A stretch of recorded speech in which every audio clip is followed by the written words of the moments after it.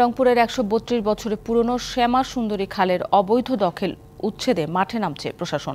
চলতি সপ্তাহে যৌথ বাহিনীর মাধ্যমে শুরু হবে অভিযান। এরই মধ্যে ১১৭ দখলদারের ২৫টি নথি প্রস্তুত করেছে জেলা প্রশাসন। এতে আশা দেখছেন নগরবাসী।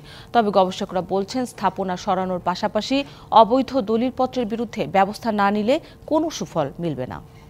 ছোটবেলায় পরিষ্কার ছিল, বৃষ্টি যখন হয়েছিল পানি ভরে গেছিল, আমরা গোসল করতাম।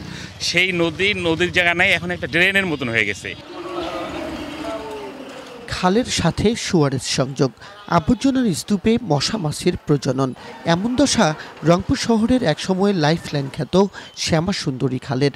দখল, দূষণ, দুর্গন্ধে যেন এখন নগরবাসীর দুর্ভাগ্যের নাম। ১৬ কিলোমিটার দৈর্ঘ্য আর ১২০ ফুট প্রস্থের শ্যামা সুন্দরীর বেশি অংশ দখলদারদের কবলে। নিজস্বতা হারিয়ে রূপ নিয়েছে সরু নালায়। গেল ২ দশকে এই খাল নিয়ে নানা প্রতিশ্রুতি আর পরিকল্পনার গল্প শুনিয়েছেন আমলা আর জনপ্রতিনিধিরা। বাস্তবে কাজের কাজ কিছুই হয়নি। এই যে প্রতি বছরে বছরে যে আমাদের কি পরিমাণ কষ্ট হয়, এটা মনে করেন বলে বোঝানো যাবে না। ২ ঘন্টা বৃষ্টি হলে মনে হয় যে রুমের কাছাকাছি পানি এসে বাসার ভেতরে। ইতিপূর্বে উদ্যোগ নেওয়া হয়েছিল, অনেক বাসাবাড়ি উচ্ছেদ হয়েছিল, বাড়িঘর ভাঙা হয়েছিল। ঢালাইয়ের দৃঢ়তা, নির্মাণে নিশ্চয়তা, প্রিমিয়ার সিমেন্ট, ঢালাইয়ের রাজা। তারপর কিছুদিন পর কাজ বন্ধ হয়ে যায়, আবার সাবেক যেভাবে ছিল ওরকম দখলদারিত্ব শুরু হয়েছে।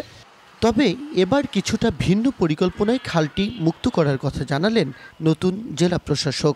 আমরা ইতিমধ্যে এই বিষয়ে ১৯টি কেস ফাইল আমাদের রেডি করা হয়েছে, উচ্ছেদ নথি আমাদের প্রস্তুত হয়ে গেছে। আমাদের ম্যাজিস্ট্রেটরা আমরা যৌথভাবে এই খালের যে অবৈধ দখলদার আছে খালের পাশে, সেটা উচ্ছেদ করতে যাবে। নগরবাসী আশাবাদী হলেও গবেষকরা বলছেন, অবৈধ দলিলপত্র বাতিল না করলে ফলাফল হবে শূন্য। স্থায়ীভাবে এর সমাধানের জন্য স্থাপনাও যেমন উচ্ছেদ করতে হবে, তেমনি কাগজে যে সমস্ত দখল তৈরি হচ্ছে সেই দখলকেও মুক্ত করতে হবে। তাহলেই কেবল এই শ্যামা সুন্দরী দীর্ঘমেয়াদে বেঁচে যেতে পারে। ১৩২ বছরের পুরনো শ্যামা সুন্দরী দখলমুক্ত করতে ২০০৭ সালে ৪৪৩ ও ২০১৯ সালে ১২০ জন দখলদারের তালিকা করেছিল প্রশাসন।